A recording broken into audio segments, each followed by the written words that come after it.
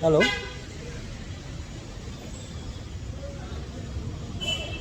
வணக்கம். இப்போது இந்த வண்ணத்தை பற்றி பேசலாமா? வண்ணத்து பறவை கேள்விப்பட்டிருக்கீங்களா? எத்தனை விதமான கலர். ரெயின்போவை பார்த்துருக்கிறீங்களா? எத்தனை கலர். நமது உடம்பில் இருக்கும் இரத்தத்தின் கலர் தெரியுமா? சிகப்பு கலர். மனுஷன் இல்லை, ஆடுவேன் எல்லாருக்கும் ரத்தத்தில் சிகப்பு கலரை கொடுத்துருவேன்.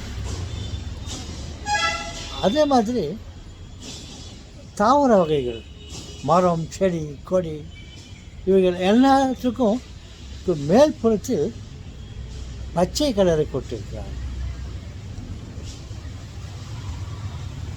உண்மையான கலர் கருப்பு, அதன் அடுத்த புறம் வெள்ளை.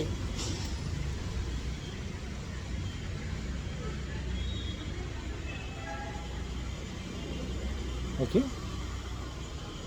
உங்களுக்கு தங்கத்தின் நிறம் என்ன தெரியுமா? கோல்டு, அதோட கலர் தெரியுமா? உங்கள் எல்லாருக்கும் தெரியும். மஞ்சள். எனக்கு தெரியும், அது பச்சை. தங்கத்தின் நிறம் பச்சை. நீங்கள் சொல்கிறீங்க, அதெல்லாம் நாங்கள் நம்பணும். வேண்டாம் சார். தங்கத்தின் நிறம் மஞ்சள்னு சொல்லுவோம். மஞ்சள் நிறமும் இருக்கிறது, பச்சை நிறமும் இருக்கிறது, கருப்பு நிறமும் இருக்கிறது தங்கம், வெள்ளை நிறமும் இருக்கிறது தங்கம், சிகப்பு நிறமும் இருக்கிறது தங்கம், நீல நிறமும் இருக்கிறது தங்கம்.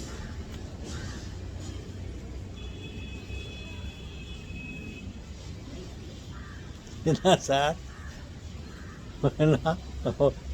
Tape reel விட்டுறீங்களோ? நண்பர்களே, உடன்பிறப்புகளே, நான் சொல்வது அத்தனையும் உண்மை. வேணா இப்படி ஒரு பாட்டுலாம், எல்லாம் வல்ல இறைவனின் ஆணை, நான் சொல்ல போவது யாவையும் உண்மை, சத்தியம், நான் சொல்வது சத்தியம். நீங்கள் தங்கம் பச்சை கலர்னு சொல்லிங்க, எல்லா கலரும் சொல்லிட்டீங்க. இதில் வேறு சத்தியம். நாங்கள் இதை நம்பணும். சத்தியம் வச்சுட்டாக்கா எல்லாம் நம்பிட முடியுமா? என் உடன்பிறப்புகளே, நானும் அப்படி தான் நினச்சேன். நான் முதல்ல உலகத்தை நினைக்கல. இந்த தங்கத்தை ஆராய பாதாளத்திற்குள் இறங்கினேன். ஒரு அடி ஆழம் இல்லை, 10 அடி ஆழம் இல்லை, 100 அடி ஆழம் இல்லை. இல்லை சார், அப்புறம் வேறு நம்பர் என்னக்குது? 1000 அடி ஆழம் இல்லை, 10,000 அடிகளுக்குள்ளே நான் சென்று அந்த தங்கம் எங்கே கிடைக்கிறது, எப்படி கிடைக்கிறது, அதனுடைய உண்மையான நிறம் என்னன்னு என் கண்ணால் நான் பார்த்தேன். வாயில் உங்களுக்கு சொல்கிறேன். என்ன பண்ணுறது, நீங்கள் உங்கள் காதால் நீங்கள் கேட்டுங்க, நம்புங்க. மனுஷனுக்கு நம்பிக்கை ஒன்று தான். ஆனால் எல்லாரும் சொல்கிறதும் நம்புவோன்னு சொல்ல, நான் பார்த்து அதை சொல்கிறேன். ஆமாம், தங்கத்தின் நிறம் பச்சை.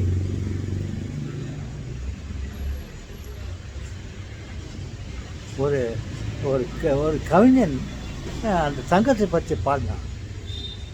அந்த தங்க தொழிலாளிகளை பற்றி பாடினார். தங்க தொழிலாளி தங்கத்தை எப்படி எடுக்கிறாங்க, அவங்க எடுக்கிறது ரொம்ப கஷ்டம்.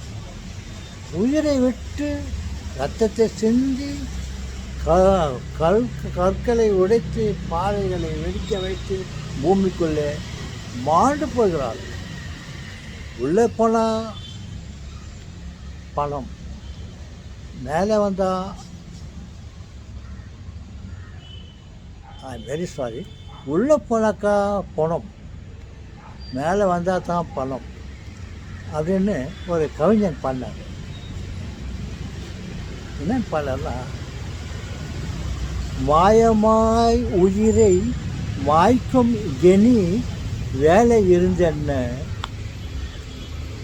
மார்பின் ரத்தம் வடியும் நித்தம் உழைத்திடும் புத்ரா. மாயமாய் உயிரை மாய்க்கும் கெனி வேலை இருந்தென்ன, மார்பின் ரத்தம் வடியும் நித்தம் உழைத்திடும் புத்ரா. அங்கே சொல்கிறார் பாருங்க, பாறைக்குள்ளே படர்ந்து இருக்கும் பசு நிற தங்கம். எங்க மைண்ட் சொல்லும், பாறைங்க இருக்குதுல்ல, தங்க பாறைங்க, அது உள்ளும் லேயர் லேயராக இருக்குது. நானும் கண்ணில் பார்த்தேன், அவர் இல்லாமல் சொன்னார் நினச்சேன். நான் நேரையாக கண்ணால் பார்த்தேன், பச்சை நிற தங்கம். என்ன பண்ணாரு, பாறைக்குள்ளே படர்ந்து இருக்கும் பசு நிற தங்கம், அதை பக்குவமாய் பிளந்தெடுக்கும் பாட்டாளி சிங்கம்.